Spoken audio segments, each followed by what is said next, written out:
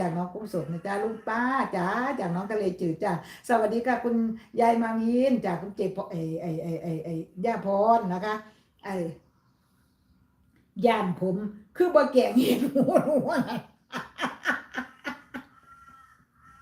หวานเจียวโอ้ยเจ้าก็ได้เจ้าก็ได้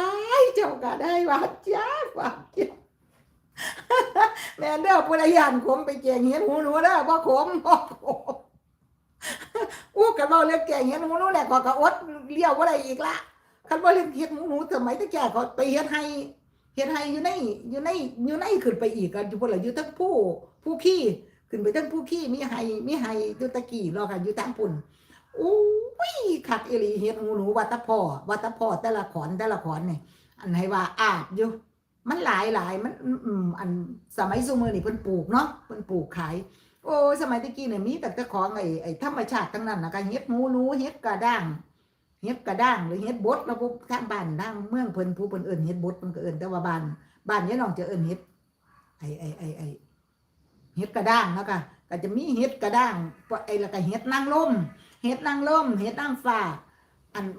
มันคือกันเนาะสองเฮ็ดนี่แต่ว่ามันคนละสีจังมันมีหลายสีแล้วกันเฮ็ดไอ้นางฟ้าเฮ็ดนางลมเนี่ยมันจะมีหลายสีนะคะเพื่อนๆจ๋ามันจะเกิดอยู่เหงาให้ต้นให้ที่มันไอ้นี่แล้วนะนั่นที่มันไอ้ผุแล้วไอ้หากใดที่มันออกไปมันพึ่งออกไปนะมันจะเป็นพึ่งเนาะต้นให้เขาเนี่ยมันจะเป็นพึ่งหากใดที่มันพึ่งออกไปในเห็ดนางฟ้าเนี่ยเขาเกิดดีนะคะก็จะเกิดดีมันจะมีหลายสีจ้ะเห็ดนางฟ้าเนี่ยจะมีมันจะออกเขียวกับมีนะคะออกสีเทาก็มีนะคะออกสีขาวออกสีชมพูเนี่ยก็มีนะคะหลายสีนะคะเห็ดนางฟ้ากินได้แซ่บนะคะซุมื้อนี่เพิ่นปลูกเอาเห็ดนางฟ้าเห็ดนางรมนะคะเพิ่นจะปลูกเอาแต่ตะกี้เนี่ยจะเป็นเห็ดธรรมชาติมันจะเกิดน้ำผึ้งมันต้นให้ไงน่ะ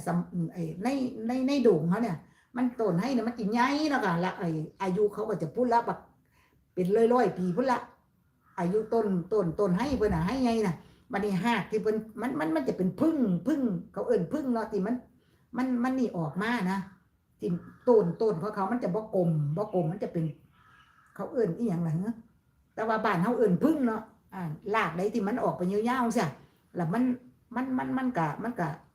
ก็จะผุจะหยังไปจังซี่มันจะเกิดนะจะเกิดพวกเห็ดนางรมเห็ดนางฟ้าโอ้โหเยอะก็บ่อึดกินอยู่ในเขานี่พวกเห็ดนี่บ่อึดกินนะคะไอเห็ดหูหนูนี่ก็ให้ว่าตั้งแต่พ่อนะคะว่าแต่พ่ออันคันถ้าฝนตกถือกันมันโดนมันเฒ่าแล้วมันก็บ่เป็นตาเอาเนาะแต่ถ้าเกิดใหม่ๆนี่โอ้ยสะอ่อนนะคะบ่เรื่องเห็ดของไอ้นี่ก็ขออนุญาตแป๊บนึงนะคะเพราะว่ายายน้องนี่เป็นคนที่จะต้อง